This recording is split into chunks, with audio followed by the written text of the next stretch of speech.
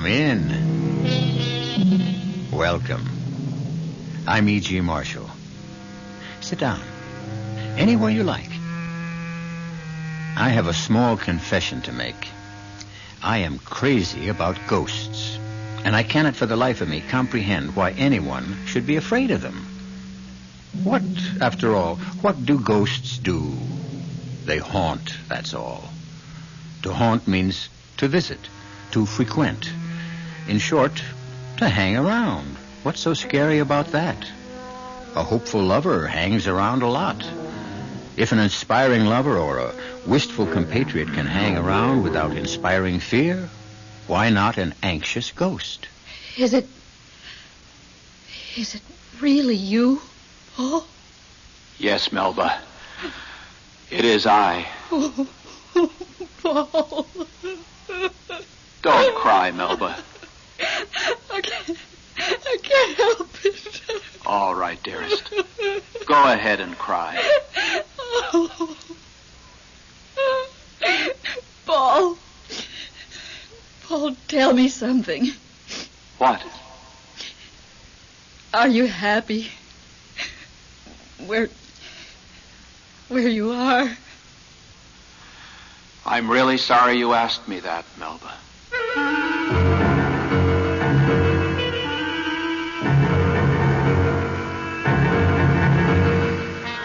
Our mystery drama, Ghost Talk, was written especially for the Mystery Theater by Elspeth Eric and stars Lenka Peterson and Elliot Reed.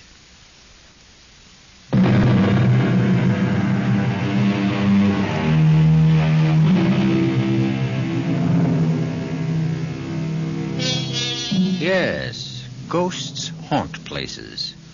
Traditionally, they haunt large, decrepit mansions with long halls, extensive staircases, and musty attics.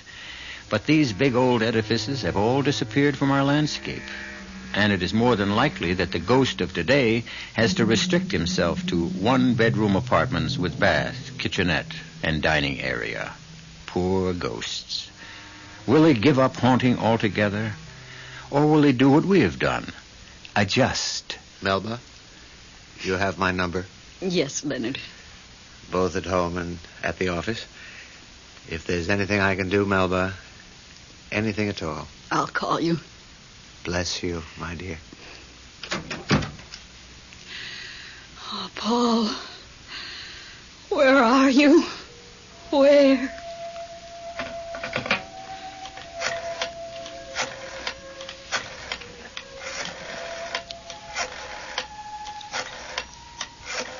Oh. Irene, it's me. They've all gone. Leonard Whipple was the last to leave. I'm all alone. No, I'm not crying. I'm trying to be brave and calm and remember everything you told me. Leonard said to call him if I needed anything, but what does that mean? I need my husband. I need Paul. Oh, no, Irene, I couldn't go to the movies. No. I'll just sit here and think about Paul. All the beautiful memories. 22 years of beautiful memories.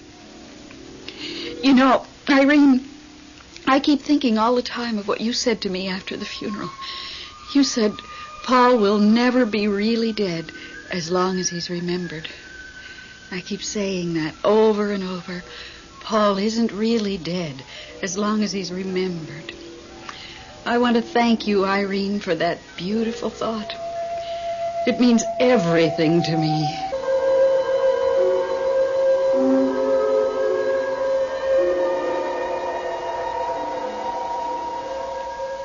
Oh, Melba. Melba. How goes it, Paul? Oh, hello. It's Bruce, isn't it? I'm new here. I haven't got everybody straight yet. You never will. It doesn't matter. Yes, I am Bruce. Mind if I join you? I wish you would. You had a particularly beatific expression on your face just now as I was floating by. I was thinking of my wife. My wife, Melba. Yeah, why? Why?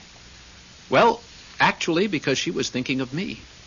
Remembering our wedding day, I was touched. You're really very new here, aren't you? Oh, yes, very. At the start, everybody is either touched that they're remembered, apprehensive that they won't be, or furious that they're not. Melba feels that no one is really dead as long as he's remembered. Is that what you want to be? Not really dead? It sounds nice. Well, it isn't. I don't know how you can say that. Because I happen to know. From bitter personal experience. My sainted mother remembered me every day of her life after I died, till the day she died and joined me here. Since her arrival, I'm happy to say, we've exchanged precisely 6 words. A while back, she had the grace to apologize. I'm sorry, son, I didn't understand. Those were the 6 words. Sorry for what? For remembering me. What was she supposed to do? Well, forget, for goodness sakes. I wouldn't expect her to forget immediately, of course. That would be unreasonable. But as soon as possible, put me out of her mind. My life on Earth was over. I'm sure she meant well, your mother. After you're here a while, you'll realize that everybody doesn't mean well, and quite often does a lot of harm. But your mother loved you. Then why not leave me alone to enjoy myself? Why wake up in the middle of the night to remember how handsome I looked the day I graduated from dental college? So inconsiderate. Why was it inconsiderate? Because, my dear fellow, if she kept it up long enough, I'd have to stop whatever I was doing and go visit her. Visit her? How could you do that? How? Well, the way it's always done. As a ghost, of course.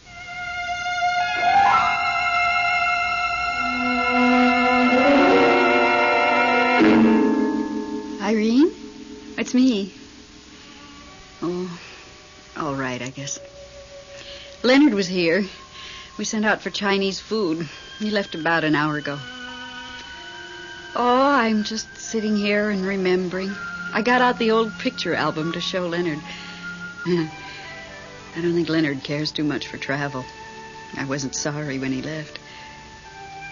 Looking at the snapshots and remembering the beautiful life I had with Paul, it seemed to bring him closer. Oh, I mean it, Irene. A couple of times, I felt as though he was right here in the room with me. Honestly.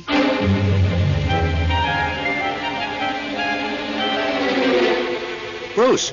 Oh, Bruce! That you, Paul? I had a terrible time finding you. Well, now you have. I asked everybody where you were, and nobody knew, and then Salome said, oh, he's probably out strolling among the stars. That's his favorite pastime. But I had no idea how many stars there are. You still haven't any idea. Actually, neither have I, and I've been here heaven knows how long. So far, this is my favorite galaxy. But of course I haven't seen them all. Has anyone, do you think? Oh, I suppose he has. He must have seen everything. Since the beginning of time. And before that? Yes.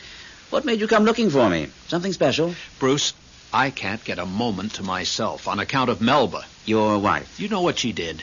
She got out an old snapshot album and started looking over all the pictures we took on our vacations, birthdays, Christmases. Typical. They all do it. The worst part is she showed all these pictures to a friend of mine. Of hers. Ours.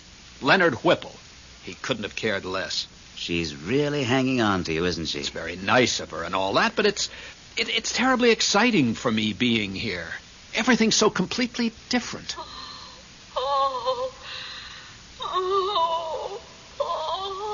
There she goes again. Hear her? Oh, Paul, dear. Dear Paul. Hear that? Vaguely. She just keeps after me and keeps after me. Well, what about this Leonard Whipple? Well, he's a very nice guy, but he's not going to hang around much longer if she makes him look at pictures of our honeymoon in the Grand Canyon. You couldn't just ignore her, I suppose. Well, she's my wife, and I love her. I mean, she was my wife, and I did love her. But now, things are different. I'd say so. Well, for goodness sake, look there. If it isn't him. Him? You mean it? Really? Him? I haven't seen him in eons. I never have. Sir, please. No, yes, it's Bruce. Yes. Am I right? Yes, sir. And this is Paul. He's new. I know. Hello, Paul. I'm really thrilled to meet you, sir. The galaxy is looking well, don't you think? I love this galaxy, sir. You said it out so neatly. There's one star I've been concerned about. I think it's beginning to twinkle out. Sir, as long as we were so fortunate as to run into you like this, could we have your advice about something? You know I dislike giving advice. It's for me, sir. I don't know what to do about my wife. Is she here? Oh, no. She's with the living. On Earth. Oh. And she's grieving. Well, that's to be expected. She'll stop after a while. She doesn't show any signs of stopping. I was wondering if I shouldn't, appear to her. Bruce says it's a simple procedure. Well, you could do that, of course. I never thought very highly of that ghost business, so theatrical. But if it'll make her feel better? I suppose we do owe a measure of responsibility to the living. You think I could go back for a short visit? Well, you're free to do as you like. If I were to tell you what to do, you wouldn't be free anymore, would you? Well, if you just tell me what you think. No, I really can't do that. That would be tantamount to telling you what to do because of me being who I am. You see, you think I have all the answers. Everybody thinks so. Well, I don't. There are countless things I haven't found answers to. However, like everyone else, I keep trying. Now, I really have to go to see if that poor star is feeling any pain. You'll both excuse me? He wasn't much help. Well, that's his way. Oh, dearest. Oh, there she goes again. Dearest Paul. Bruce, I'm going to turn ghost and visit her. At least you've made a decision. How do I go about it? Well, there are no hard and fast rules. Actually, not many of us do it. It's considered kind of freaky. Freaky? Look how many of us there are and how few of them. If we all took to ghost walking, we'd have them outnumbered trillions to one. I don't care. I want to do it. I just need to know how. Well, you can do it in the old-fashioned way. Clanking chains, winds whistling through the trees, moon behind black clouds and all that. I don't think Melba would go for that. Well, then there's the crying, sobbing type of ghost. Inconsolable weeping. Since I don't feel particularly inconsolable. Well, then there's the ghost that flits through the halls, appearing and disappearing. Now you see it, now you don't. No, we don't have a hall, just a rather small foyer. Can't I just appear? In some simple, straightforward way. Just say, here I am, dear. You wouldn't want to start with one weird, uncanny shriek. I wouldn't know how. Or a sardonic laugh? Well, what would I be laughing at? Oh, life, death, anything in between. Well, if you don't want to do any of those things which he calls theatrical, then just appear. That's more my style, I think. But wrap a bit of vapor around you. After all, they need something to identify you by. And don't stay too long. And above all, don't let it depress you. Why should it depress me? You'll find out, my friend. You'll find out.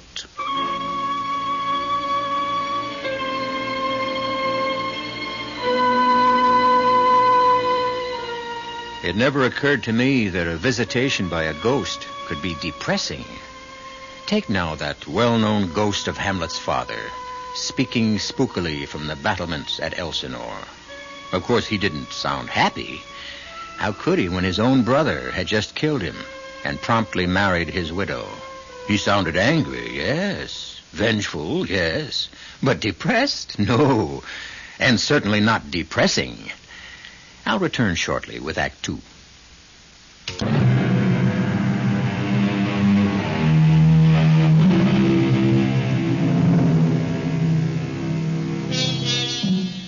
Our moribund hero, Paul, has decided to return to Earth as a ghost and haunt the 3-room apartment where he once lived with his wife, Melba. He has simply draped what remains of him in a shred of celestial vapor. And now, as he gazes through the living room window of what used to be his own 10th floor apartment, he can scarcely be distinguished from the melting moonlight that floods the room inside. Nothing's changed. She hasn't changed a thing. Let's take our coffee into the living room, Leonard. Good idea. I think I picked the wrong time. Bring in that plate of cookies, will you? Right. Not those same old oatmeal things. I've always been crazy about oatmeal cookies. They were Paul's favorites. Set them down there. Cream in your coffee? Sugar? Black, please. No sugar. That's the way Paul took his. His after-dinner coffee. In the morning, cream and sugar, yes, but after dinner, nothing. Is that so? And milk in his tea. You don't say. That's the English way, you know. Milk and tea. I didn't know Paul was English. He wasn't. Oh, I see. Oh, way back, 5-6 generations, he was English, but... I myself was born in Wales. Is that so? Oh, well, that's near England. Richard Burton is Welsh, you know. For goodness sakes. Why, didn't you know that? The last movie Paul and I saw together had Richard Burton in it. I wanted to show you something fascinating. Paul's World War II uniform. I've saved it all these years. No, I don't. Not tonight. And his captain's bars. Some other time. I've really got to be moving on. Oh, if you really have to. Such a beautiful night. I think I'll walk home. Yes, a beautiful night. Oh, just look at the moonlight streaming through that window.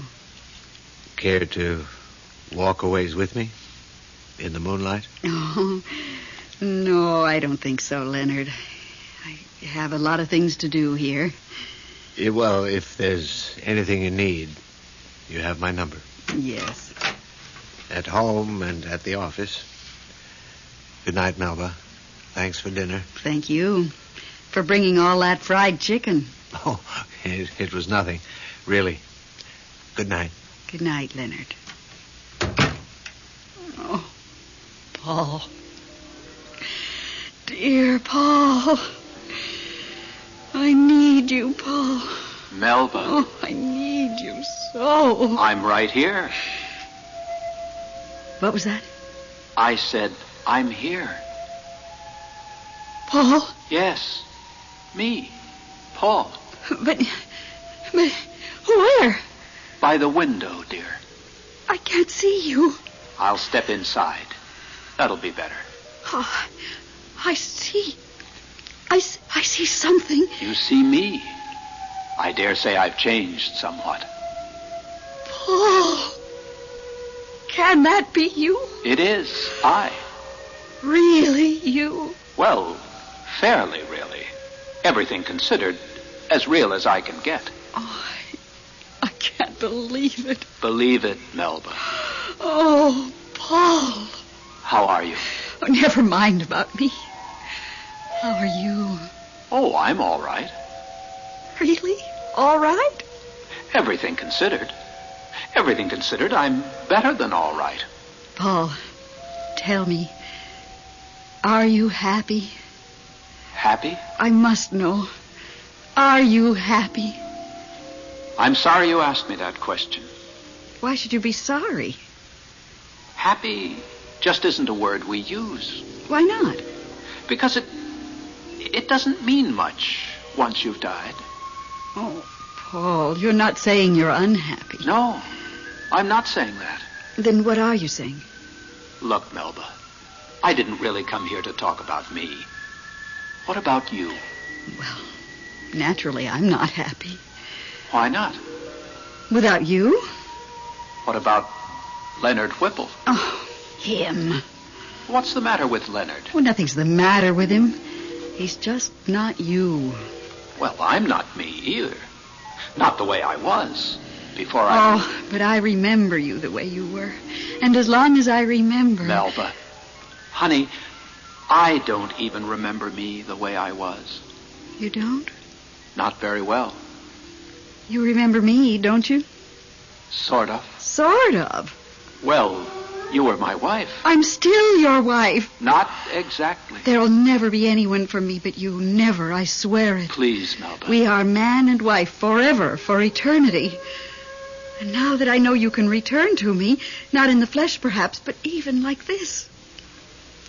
It's strange. It's weird, but it's enough for me.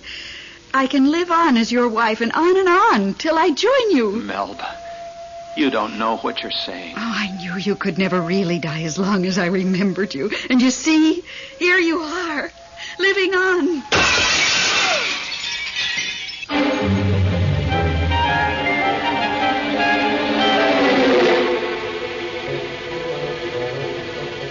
Hello, Irene.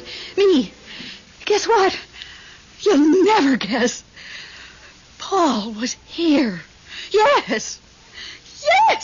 Yes. Right here in this living room. All right, then his ghost, whatever. Well, he looked different. Yes, sort of steamy. Kind of like a street light on a foggy night. But I knew it was Paul, all right. His voice and the things he said and the way he called me Melba, dear. Well, he didn't say too much. I asked him, was he happy? Because naturally I wanted to know, but he wouldn't say. He wouldn't say he wasn't unhappy either. Isn't that weird? He wanted to know about me. Am I happy? Isn't that sweet? And he asked about Leonard Whipple. Imagine him knowing I've been seeing Leonard off and on. Of course, I told him Leonard doesn't mean a thing to me, that there could never be anyone else for me. I said, Paul, we are man and wife for eternity. I said, you can never truly die, Paul, as long as I remember you. And then, you know what, Irene? There was this great big noise, a crash sort of. No, not like thunder, more like music, like a chord out of Beethoven or somebody. And all of a sudden, he was gone. But he'll be back. Like you said, no one is really dead as long as he's remembered.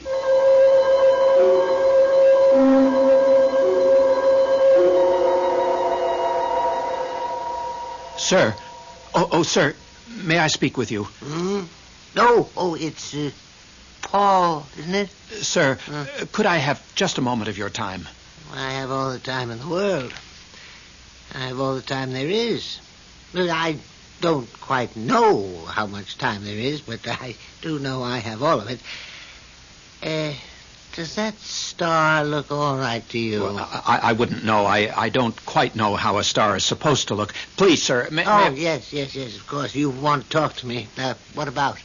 I've been back to the Earth. My wife kept calling me. You said we owed some responsibility to the living, Did I say that? Yes, sir, you did.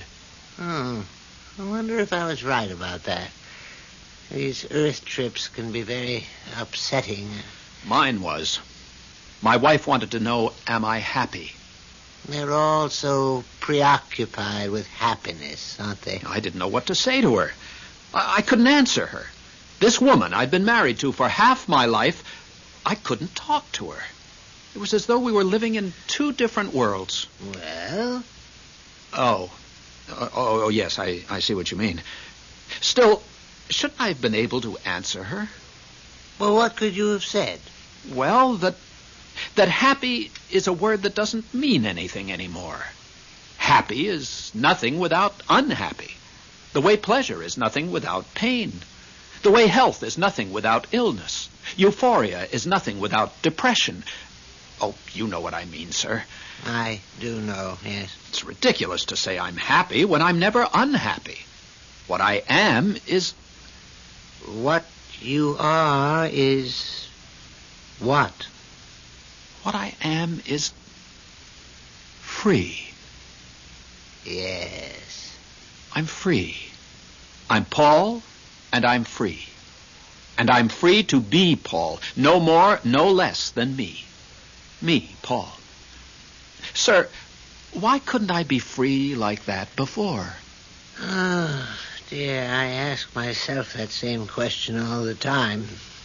The only answer is that I miscalculated somewhere.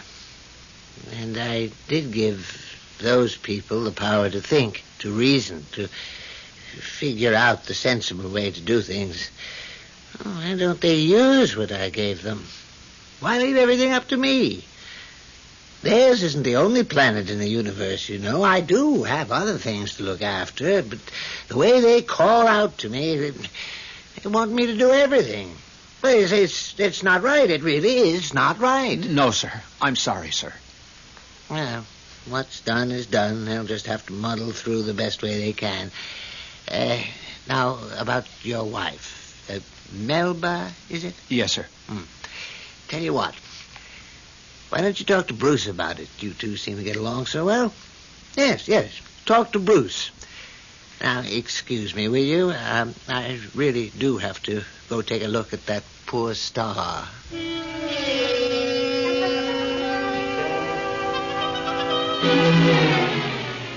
Bruce, he just wasn't any help at all. Now, you listen, Paul. Suppose you had invented the greatest machine imaginable.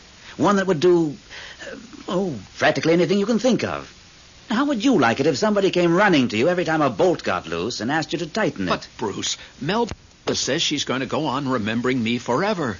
We'll be man and wife forever, till she joins me here, and then we'll still be man and wife. Maybe once she gets here, she'll change her mind. But she's only 42. She'll be remembering me for years and years and calling for me, and I'll have to put on that vapor stuff and haunt the apartment.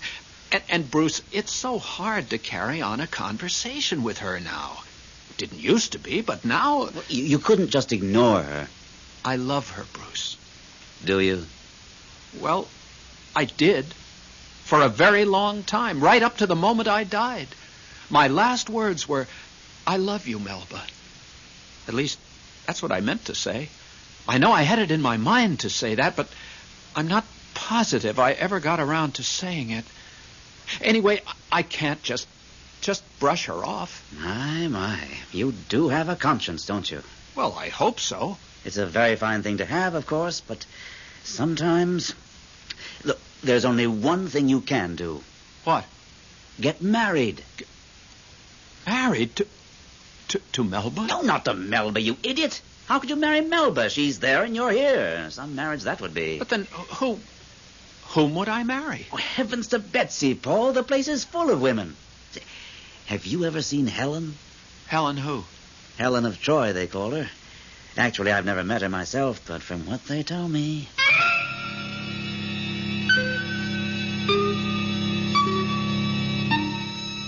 Marriages are made in heaven, so it's been said.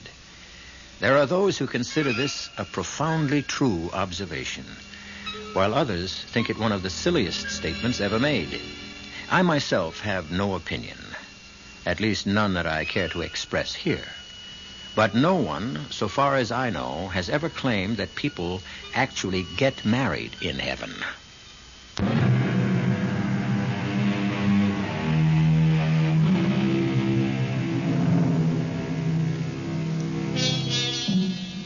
Melba was a wonderful wife to Paul. But as his widow, she leaves something to be desired. Two things. She won't stop desiring him, and she won't leave him alone. In his desperation, Paul has gone to his kindred spirit, Bruce, for help. The only advice Bruce could offer was for Paul to marry again. Not his earthly wife, Melba, but one of the heavenly creatures who, like Paul, expect to live on forever in whatever place it is they live on forever in. You've definitely burned yourself out, little one. Too bad. Sir? Oh, sir. Oh, look, Paul, this dear little star has burned itself out. Well, I knew it wouldn't be long.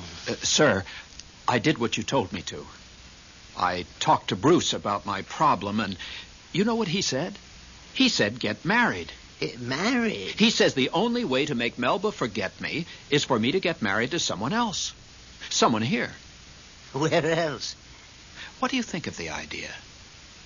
Why do you keep asking me what I think? Can't you ever think for yourself? Well, I just thought... No, you didn't. You came running to me like all the others. I'm getting tired of it. Well, if you could give me a little advice... I gave you a little advice. I said talk to Bruce. You talked to Bruce, and he told you what he thought you should do. Now, either do it or don't do it. Is it all right?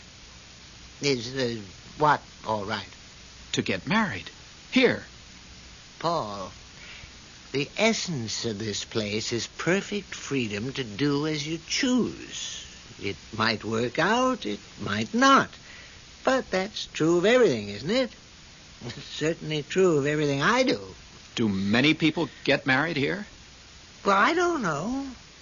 I do know they don't come running to me to ask, is it all right? Bruce mentioned someone called Helen. Helen of Troy?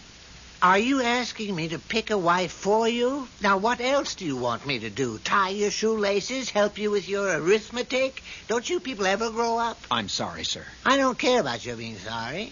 That's too easy. I care about your achieving some measure of maturity. A bit of independence, a little simple sense. Is that asking too much? Tell me, is that really asking too much? Oh, sir, Sometimes I feel like giving up on the whole human race. You're not going to cry, are you, sir? Why not? Who has better reason to cry than I have? Nobody, I guess. However, we must all carry on, mustn't we? Never give up. That's my motto. Because if I gave up... Don't say it, sir. Please, don't say it. No, I won't say it. I wouldn't be so cruel, no matter how provoked. Now, Paul, I really must go to tend to that poor little star who, believe me, needs my help more than you do.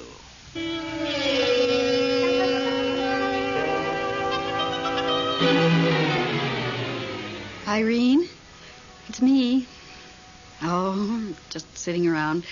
Leonard asked me to go to that new steak place with him, but I said no. I didn't feel like it, that's why.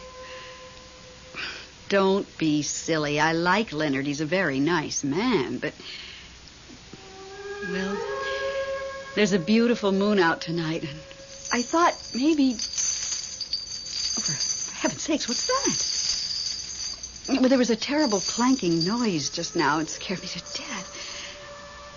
Oh, how could it be the radiator? The heat's not turned on yet. Is there a storm coming up or something? Is that whistling sound? Can't you hear it? Like a terrible wind. Or maybe a hurricane. What do you mean you don't hear anything? What? There goes the moon. It must be a hurricane. I mean, the moonlight just stopped shining. How can it be shining where you are and not here? Oh, now it's shining here, too. Irene, are you there? Are you crying about something? Oh, I thought you were. Well, no reason. I just thought I heard... Well, I heard somebody crying. More than crying, really sobbing. Oh, my goodness. Something just ran through the room. How do I know what? It disappeared into the kitchen. Irene, there's something here in the kitchen. It's laughing, terrible laughing. It couldn't be Paul because it couldn't be. Paul doesn't behave that way. He just comes to the window and says, "Here I am, Melba dear." It couldn't be Paul. Here I am, Melba dear. He just said it. Here I am, Melba dear. Melba, I'm here. Irene, I'm going to hang up.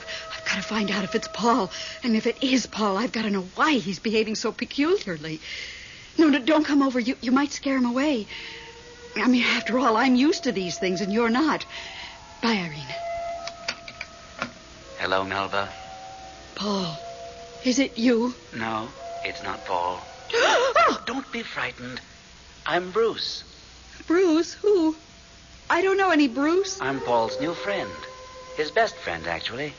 But why are you here? Why isn't Paul here? He couldn't make it tonight. Why not? Nothing's happened to him, has it? What could happen? Well, nothing, I suppose. Everything's already happened. Precisely. Well, then why isn't he here? I've thought about him every single day, and every time I woke up during the night. I've been over every moment of every day of every year we had together. That's just it. And I'm just about to start over at the beginning. I wouldn't do that if I were you. Why not? He's not really dead as long as I remember him. He's not really alive either, is he? Well, no, but... Melba, you're wearing him out with all this remembering. Wearing him out? Yeah, back and forth, back and forth. It's very tiring, Melba. You mean he'd rather just stay where he is? I think so. Oh, nobody wants to be dead and forgotten. Wait till it's your turn. I certainly don't want to be. Wait. You'll find out. Nobody wants to be dead and forgotten. That's because they haven't tried it yet. You mean to tell me that Paul wants to be forgotten? By me? If you think you could manage it. Forget 22 beautiful years? Oh, I couldn't. I couldn't possibly. What about having 22 more beautiful years with somebody else? Like who? Well, I've heard nice things about a certain Leonard Whipple. Leonard Whipple? I've heard he's very devoted to you. But Leonard's not Paul. I mean, Leonard could never be Paul. But he could be Leonard, couldn't he?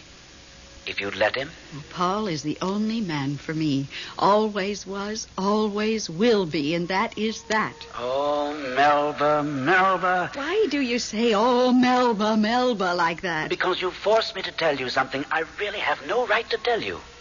What? What is it? Hardly anybody knows about it. Just me. And Paul, of course. What is it? I shouldn't repeat it. No. My lips are sealed. It's too private. Does it concern Paul? Is it about Paul? You won't mention it to a living soul? I won't mention it to anybody.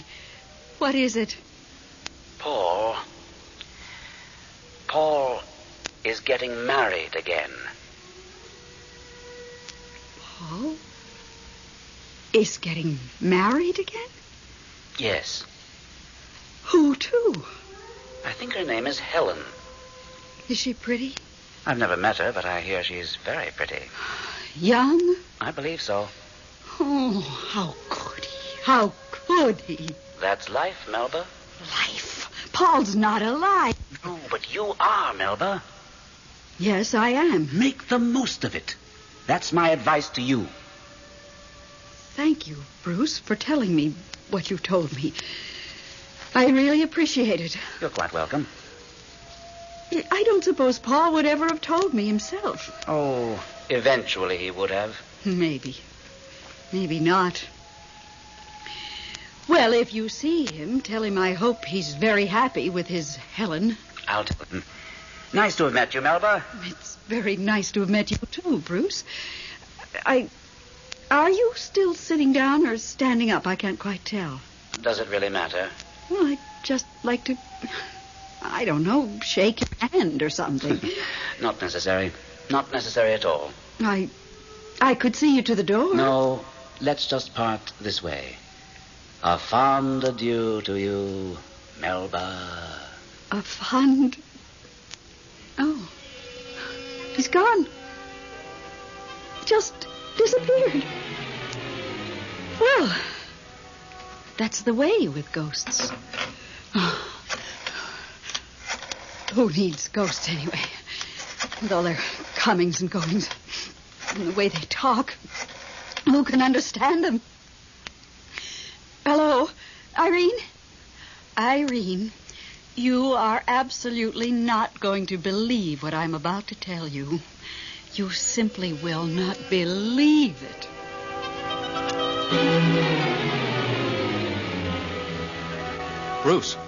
Bruce, where have you been? I've been looking all over for you. Even Salome didn't know where you were. Where were you? I went to see your wife. Melba? What for? To tell her you were getting married.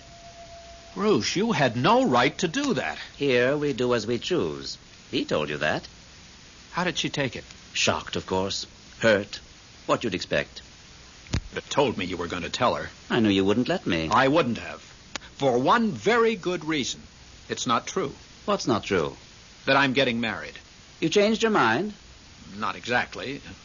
I asked Helen. Yes? She said absolutely not. She says she's not the marrying type. But you didn't stop right there, did you? There are others. I asked Catherine. I can't pronounce her last name. She used to be an empress in Russia. She laughed, fit to kill. And so did Amy and Louise and Marie. Even Salome laughed at me. Are you upset? Well, nobody likes to be laughed at. Yes, I'm upset.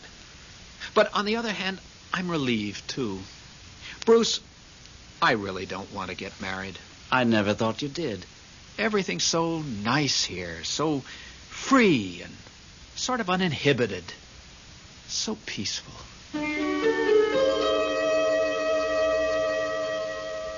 Leonard, it's Melba. You don't mind my calling you at your office, do you? Oh, that's good. How was the new steak place? You didn't go? On account of me, you didn't go? Well, I must say, Leonard, I spent the evening doing various things. Things that really needed to be done.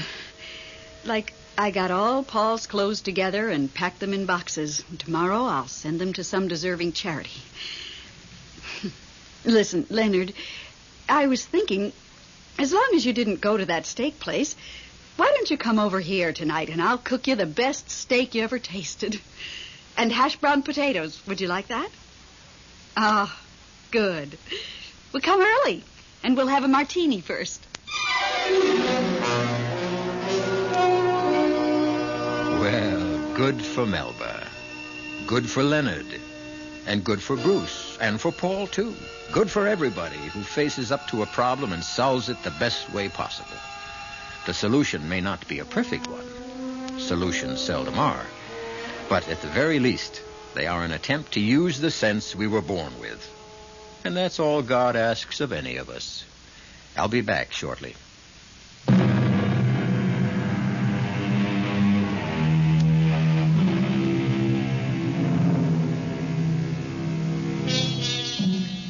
You do realize, don't you, that the story I've just brought you was all pure fantasy.